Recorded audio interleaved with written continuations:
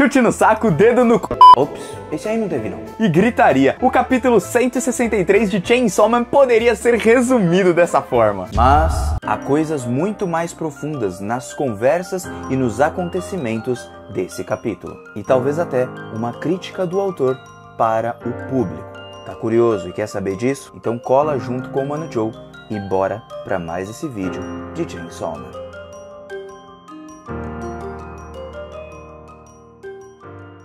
E aí galera do canal do Mano Joe, como vocês estão? Espero que todos estejam muito bem e hoje para mais um vídeo de Chainsaw Man. Um capítulo que divide opiniões e que sinceramente me deixou bem reflexivo depois que eu li e reli esse capítulo. Por um lado, eu só tinha levado para algo mais galhofa, piadas, bizarrices que estamos acostumados. Mas por outro, ao reler o capítulo, eu pude ver ali uma profundidade. É claro, isso é apenas a minha opinião e eu estou aqui para conversar junto com vocês sobre tudo isso. Então, vamos direto para o nosso capítulo. Já agradeço a todos que vão deixar aquele famoso like aí embaixo e a todos que estão compartilhando, comentando e se inscrevendo. E agora, sem mais delongas, vamos lá! Seguinte pessoal, nosso capítulo tem por nome Bolas de Sonhos e nós vamos entender ao final do capítulo. E aí começamos com o pessoal na casa da Kiga-chan, onde todos estão assistindo TV. O Iseumi tá trocando ali de canal, procurando algum canal ali para assistir. Ele passa por alguns programas de TV até então que ele pega uma pessoa que estava falando algo onde ele se identifica com ela. Já começa aí no início do capítulo uma parte que eu achei bem reflexiva na minha releitura. Num primeiro momento eu apenas achei, é uma conversa qualquer que o autor joga aqui, mas que se eu fosse levar para um outro lado, pensando um pouquinho mais, tinha ali uma certa profundidade, porque aquela pessoa que estava falando na TV dizia que se sentia como se estivesse em um mundo totalmente diferente do que era no ano passado. E ela não consegue dormir direito e apenas fica pensando em se matar. Vocês sabem. E aí então ela começa a falar sobre um incidente que depois desse incidente a mãe dela já não sai mais de casa, a sua mãe sequer confia em alguém e até mesmo acredita agora nas teorias da conspiração. Só que como ela, como sua filha, não sabe o que é verdade e o que não é, ela não sabe como ajudar. Nessa parte a gente pode ver que essa filha está querendo de alguma forma ajudar a sua mãe a sair daquela situação horrível, de uma possível ali depressão ou então de ansiedade e tudo, visto que parece que ela sofreu um pouquinho com algumas notícias falsas sobre um possível adultério. Nisso ela fica pensando o tempo todo de quem é a culpa. E se nós vermos quem está assistindo a TV e quem começa a ficar cada vez mais vidrado é o Iseumi. Por que o Iseumi e por que ele tem uma similaridade com essa pessoa e eles meio que se entendem enquanto ele está assistindo a TV? Bom, o Iseumi também não sabe o que está acontecendo depois daquele incidente, o mundo virou um caos, ele já não confia mais em ninguém, então nós vemos ali uma similaridade entre ele e a pessoa que está passando na TV, ao mesmo tempo que também tem com a mãe dessa pessoa, que é uma idol e apresentadora muito famosa. Detalhe que idols, pelo menos no Japão, são vistos como deuses ou deusas, né? São vistos como seres perfeitos, por isso qualquer coisinha como um adultério ou até mesmo um casamento, esse tipo de coisa, causa o maior alarde, porque aquelas pessoas são feitas para serem, vamos dizer assim, uma figure que a pessoa coloca na sua estante. O idol praticamente pertence ao seu fã, então ali a gente vê que tem essas coisas no Japão. Para quem assistiu Oshinoko vai entender melhor essa situação. Só que aí nós vemos a similaridade com o Iseumi. Ele já não sabe o que é verdade, o que é mentira, o que é sonho, o que está acontecendo de fato, principalmente porque ele está vendo na TV e nada fala sobre o incidente lá na prisão. Ninguém fala sobre eles, parecendo cada vez mais que aquilo é um sonho e até mesmo que ele nem está com o Chainsaw Man na mesma casa, que o Denji é o Chainsaw Man. Então tudo parece muito bizarro, muito estranho, tudo parece um sonho. E aí ele também pensa, assim como a pessoa que está falando na TV, que de quem é a culpa, né? Ele está pensando ali de quem é a culpa que isso tudo está acontecendo aqui. E aí parece que a pessoa vai dar uma resposta para ele. Porque aí a mulher fala, eu vim aqui na TV porque eu tinha que falar uma coisa para essa idol e tudo. E provavelmente ali ele pensava que ela teria uma resposta para o caso dela. Só que ela não tem essa resposta e é por isso que o Ise-umi vai se frustrar, porque o que a pessoa faz é continuar acreditando naquela idol, assim como o Ise-umi deveria, entre aspas, continuar a apoiar o Chainsaw Man como um idol. E ele se frustra principalmente por não saber o que é verdade ou o que é mentira. Por isso que até aquele momento, até ela revelar o que ela iria falar ali na TV para motivar a sua mãe, ele fica chocado e decepcionado. Mas olhando um pouquinho mais para trás, ele estava totalmente se identificando, porque ele queria saber como a vida dele foi parar naquele estado. Ele era apenas uma pessoa, o líder e tudo, que mandava em tudo, e aí ele foi maltratado pela Kiga-chan, foi usado, abusado, lascado todinho, para depois chegar agora e estar na mais completa merda e sequer pode sair de casa porque provavelmente vai ser preso novamente. Essa, como eu poderia dizer para vocês, é a dor de uma traição, entende? E ainda falando sobre adultério e traição, isso bate exatamente com o que tá acontecendo entre aspas ali. Ele foi enganado, ele pensava que o Chainsaw Man seria uma pessoa incrível e na verdade era o Denji que todo mundo ali desprezava e ninguém tava nem aí. Então nós vemos algumas coisas muito interessantes nessa parte, que às vezes se a gente lê e relê e tipo não ligar pra nada, levar tudo pro lado da galhofa, só querer putaria, dedo no cu e tudo mais, que tinha na parte 1 principalmente de Chainsaw Man, a gente não pega muitas vezes essas coisas, que eu imagino que o autor tá trabalhando ao mesmo tempo que ele gosta também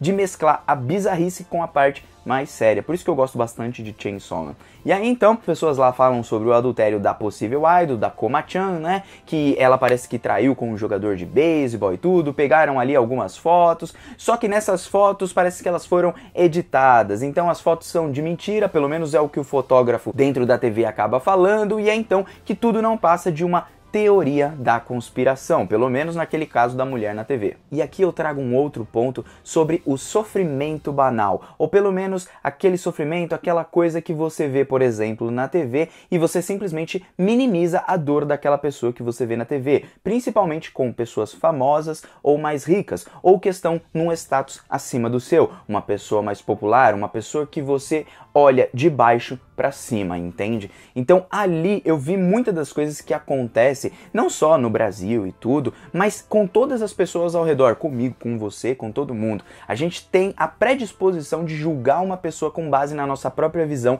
e vivência. Ou seja, se eu vejo aquela pessoa que é famosa sofrendo, eu penso, pô, ela é famosa, ela é rica, o sofrimento dela nem se compara com aquela pessoa que está sofrendo ali na rua, ou então com o meu sofrimento e tudo mais. Nós acabamos nesse momento sendo egoístas e individualistas, só pensando em nós mesmos, apenas porque aquela pessoa é famosa e aí minimizamos a sua dor, se esquecendo que aquela pessoa, mesmo rica e famosa, tendo condições melhores do que a gente, bom, ela também continua sendo humano, continua sendo uma pessoa, pode ter uma doença muito mais séria do que você, muitas vezes, pode estar sofrendo muito mais do que você, mas nós nunca vamos medir isso porque não estamos na cabeça daquela pessoa. Isso faz parte da nossa empatia, algo que é natural para o ser humano sentir empatia pelas pessoas, mas que muitas vezes ignoramos por puro egoísmo. E é então que quando nós vemos isso na TV, e até mesmo o Ise-umi se frustrando e tudo, eu parei para pensar, quantas vezes a gente não julga aquela pessoa que, sei lá, passou no BBB, ou então aquele jogador de futebol famoso, ou então aquela pessoa X ou Y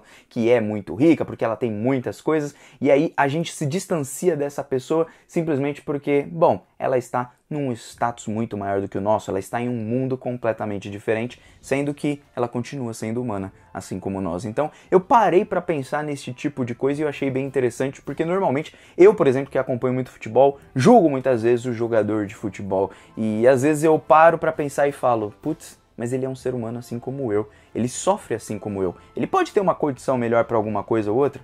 Pode, mas talvez o seu sofrimento não possa ser medido pelos meus pensamentos. Então foi algo que eu pensei e fiquei refletindo nesse momento. É claro que isso é apenas a minha opinião, não estou falando que o autor colocou aqui, eu estou apenas expressando o que eu pensei quando li o capítulo. Gostaria de saber a visão de vocês. Pode ser que vocês tenham imaginado, não foi nada demais, você está imaginando demais, está hiperinterpretando as coisas. Sim, eu estou hiperinterpretando porque a obra serve para isso, para você ver a sua maneira. Então, imagino que essa é uma visão legal e se eu coloquei você para refletir, já é um ponto muito bom, porque agora nós chegamos na possível possível, digamos assim, crítica do autor. Porque é então que, assistindo ali o programa de TV, o Nobana fica feliz porque ele é fã da Koma-chan e ele não esperava que ela estivesse nesse caso de adultério. Então ele fala assim, nossa, que bom, pelo menos é tudo mentira o que tá passando aí. Nisso, o Iseumi olha pra ele e fala assim, quê? O que você tá falando? E aí ele fala, ah, é que eu sou fã da Koma-chan. Nisso ele começa a dar risada e fala assim pro Nobana, olha, tem um monte de gente se transformando em monstros, guerras acontecendo, o maior caos,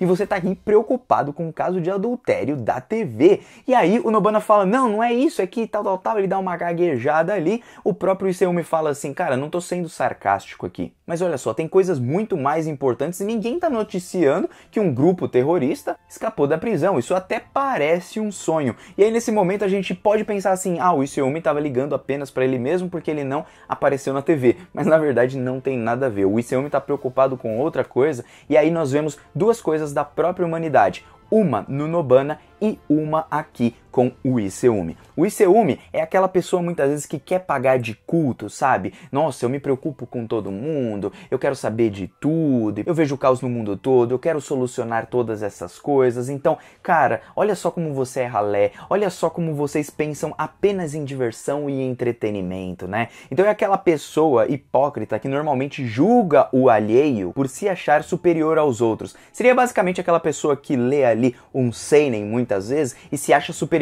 a todas as outras pessoas que acompanham um shonen, um shoujo, uma obra de comédia, ou então uma obra mais galhofa, uma obra que, tipo, não traz mensagem nenhuma de nada, ou então que tem um roteiro porco, vamos colocar assim, e aí ele olha e fala assim, mano, eu sou bem superior, tá ligado? Ou então aquela pessoa que olha lá as coisas, as notícias e fala assim, ah não, eu estou preocupado com tal coisa e tal coisa, tal coisa, eu sou uma pessoa muito boa e tal, só que na verdade não é, apenas paga de ser uma pessoa pra mostrar pra todo mundo que ela é superior. Só que aí vai um detalhe, pessoas superiores não precisam falar que são superiores. Pessoas humildes também não falam que são humildes. Elas são e apenas são. E é então que eu vejo essa visão muito aqui no Iseumi, ao mesmo tempo que eu vejo ele se preocupar com esse caos no mundo todo e tudo que está acontecendo, parecendo tudo ser uma mentira, porque ele se identifica logo no começo do capítulo com aquela parte da mulher ali falando, ah, eu não sei o que é verdade, não sei o que é mentira, vontade de morrer e tudo, não consigo nem dormir, porque as coisas estão um caos e ele não está conseguindo raciocinar direito o que aconteceu. Então é ali uma parte exclusiva do Iseumi, pode ter ali várias visões, gostaria de saber quais vocês acham, porque aí eu trago agora a do Nobana. A do Nobana é daquela pessoa que muitas vezes pode ver ali um monte de guerra, um monte de caos, sofre em casa, não sei o que acontece em casa, mas está sofrendo. E aí ela se diverte através do entretenimento, das coisas que aparecem na TV, né? Curtindo ali a sua idol de boa, curtindo ali o seu mangazinho de boa, vivendo a sua vidinha de boa, não tá julgando ninguém, tá apenas curtindo as coisas idiotas, as coisas mais selvagens, mundanas, entende? Seria como curtir, por exemplo, o UFC. São caras se socando. E aí a gente pensa, pô, mano, não tô julgando aqui quem gosta, tá? Mas pensa assim, pô, mano, são dois caras ali se socando. A gente gosta dessa selvageria. O ser humano gosta muitas vezes da coisa mais medíocre. Por exemplo, futebol, dois caras correndo atrás de uma bola pra fazer o gol e aí perde a partida, você se irrita, sendo que você nem tá jogando. Às vezes o cara nem liga pra você, nem sabe que você existe e você tá lá sofrendo por conta disso. Então, o ser humano também ali gosta do medíocre, gosta dessas coisas. Nós gostamos. E é aí que tá o ponto da gente não ser hipócrita, ao ponto da gente pensar que a gente é superior por gostar de alguma coisa, ou então de não aceitar que coisas como entretenimento, BBB, Fazenda, sei lá, os programas mais idiotas que você pode ver aí, por exemplo, na TV, bom, entretém as pessoas. Muitas vezes ninguém quer ficar vendo apenas desgraça na TV, apenas quer ver ali a fofoca, o mundano, a coisa mais idiota que passa na TV, porque simplesmente isso faz parte da nossa humanidade, dos nossos instintos primitivos, algo que tem correlação diretamente com também os demônios e o que nós podemos ver ali com a Kigatino logo a seguir. Além disso aqui nós podemos ter a crítica do próprio autor com o público que acompanha Chainsaw Man ou não. Porque então que através dessa frase também do Iseumi nós podemos encarar da seguinte forma: tantas coisas importantes acontecendo, tantas coisas para se preocupar e a gente se preocupando apenas com entretenimento, ou coisas mais mundanas, coisas mais idiotas. E aqui, uma crítica possível do autor pode ser uma crítica social, ao mesmo tempo que pode ser uma crítica para o seu próprio público, que apenas quer Chainsaw Man de volta, a parte 1, putaria, a maior idiotice do mundo, é power scale de poder ali, o Chainsaw Man é mais forte que tal, e aí o outro é mais forte que o outro e tudo, essa putaria, assim, essa bizarrice a todo momento, e às vezes nem param pra pensar nos assuntos sérios que Chainsaw Man 2, por exemplo, trabalha. Então, ali ele pode estar fazendo uma crítica tipo, cara, enquanto vocês ficam se preocupando, por exemplo, se Chainsaw Man tá ruim, se essa parte tá fraca, esse tipo de coisa, eles não pegam ali, por exemplo, a essência do que o autor quer mostrar muitas vezes. Através até da própria bizarrice, ele pode abordar um assunto muito sério, como ele tem trabalhado, por exemplo, a depressão nessa segunda parte, que é algo que eu acho muito importante, que as pessoas acham arrastado, mas é um desenvolvimento não só de personagem, como também como se ele estivesse mostrando pra gente, olha, esse problema existe. Não só guerras e tudo, mas esses problemas mais humanos, como depressão, tristeza, a pessoa se sentindo sozinha, o egocentrismo das próprias pessoas, ali como a gente vai ver com a Mitaka Asa. Então tem tantas coisas importantes que aí você apenas quer a putaria, todo mundo batendo em todo mundo, volta da reze, volta de não sei quem, da power e tudo, e se esquece que muitas vezes tem ali pessoas, né? Claro que é um mangá, né? Mas tem ali pessoas passando por situações que a gente pode até mesmo se identificar. Então, acho que pode ser uma crítica do autor, pode não ser, eu apenas estou hiperinterpretando, como eu disse para vocês, sob a minha própria ótica e visão. E aí você coloca a sua, qual é aí embaixo. Porque é então que nesse momento, quando o ICU me fala todas essas coisas, tipo, nem apareceu que o grupo de terroristas acabou saindo da prisão e papapá, a Mitaka fala, putz, é mesmo, né? Eu antes aparecia direto na TV, só que agora eu já nem tô aparecendo mais, nem tenho braço e tudo. Só que aí o ICU me fala, não era disso que eu tava falando. Então, nos mostra que ele não tava pensando nele mesmo, e sim nas situações do caos assim no mundo e tudo que está acontecendo, sobre você saber o que é verdade, o que é mentira, o que é sonho e o que é realidade. Ele estava com uma outra perspectiva, enquanto Mitaka Asa, ela é bem egocêntrica. Vocês se lembram quando ela chega pro Denji e fala assim, eu sou demais, não sou? Eu sou popular, não sou? Eu sou legal, não sou? E papapá, e o Denji fala, pô, você é legal pra caramba e tal. Ela vê ali um reconhecimento, que é o que ela sente falta. Por isso que ela ficou feliz pra caramba quando o Katana falou que lia suas poesias e tudo, ia ser lançado lá um livro, papapá.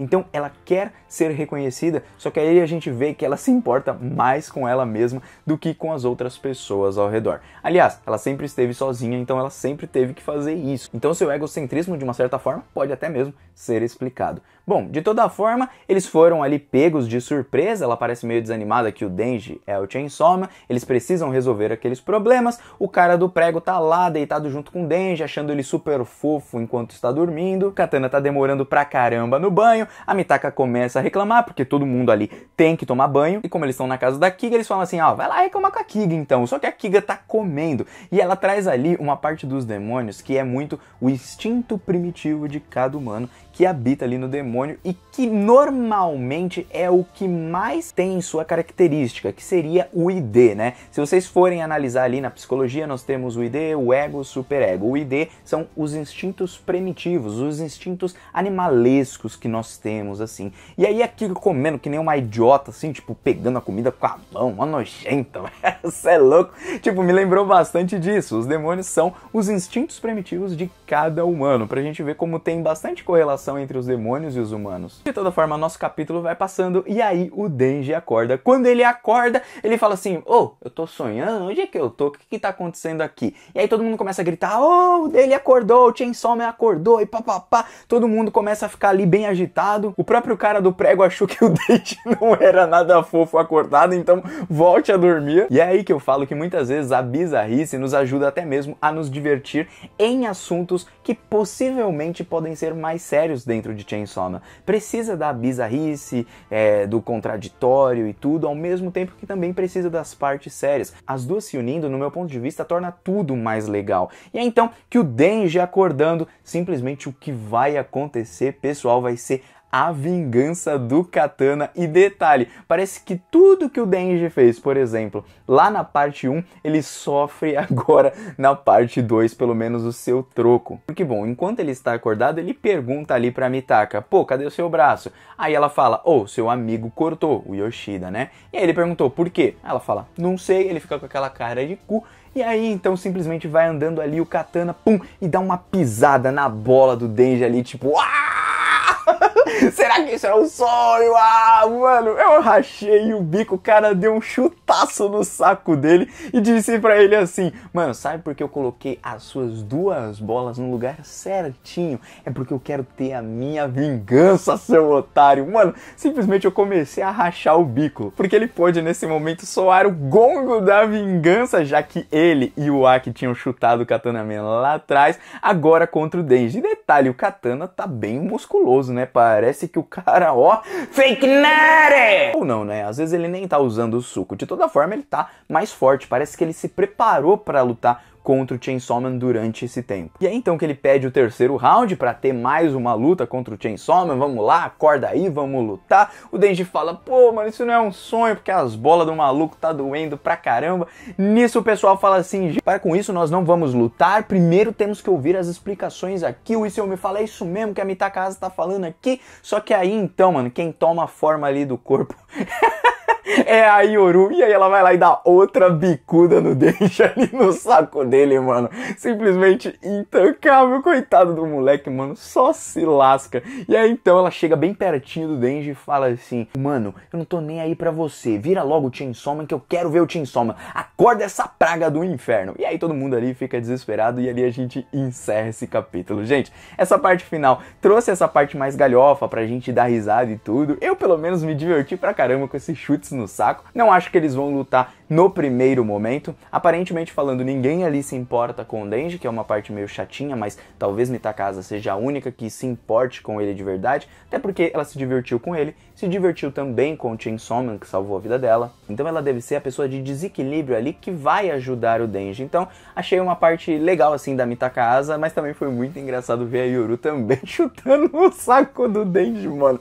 Coitado do maluco, nem pode ter as bolas no lugar que vai lá e leva um chutaço no saco. Sorte que ele é, o Chainsaw Man é um híbrido e, por exemplo, se arrancar o saco fora, bom, ele consegue recuperar novamente e ele pode ter filhinhos, não é? Bom, de toda forma, gente, o capítulo foi muito divertido nesse finalzinho, trouxe algumas reflexões a mais aqui, como eu disse pra vocês, pelo menos no meu ponto de vista, foi assim que eu li e entendi, e gostaria de saber também a opinião de vocês, sabe? Porque a sua opinião também é importante, independente se vocês concordarem comigo ou não. O que importa é a gente trocar essa ideia, beleza? Então o vídeo fica por aqui, muito obrigado a todos que me acompanharam e coitado do Denji, né? Tomara que ele não tenha mais chutes ali nas suas bolas, porque a situação tá complicada pro cara. O Mano Joe aqui tá vazando e eu deixo pra vocês um meme que eu vi na internet que eu rachei o bico de Chainsaw Man dessa última parte, como se a Yoru, vamos dizer assim, ela fosse fazer um amor gostoso com o Denji. Vou mostrar aí o meme porque eu rachei o bico quando eu vi. Agora sim, tô indo nessa, até uma próxima. Fui e valeu. Ah, vocês notaram o potito aqui, gente? Olha que fofinho!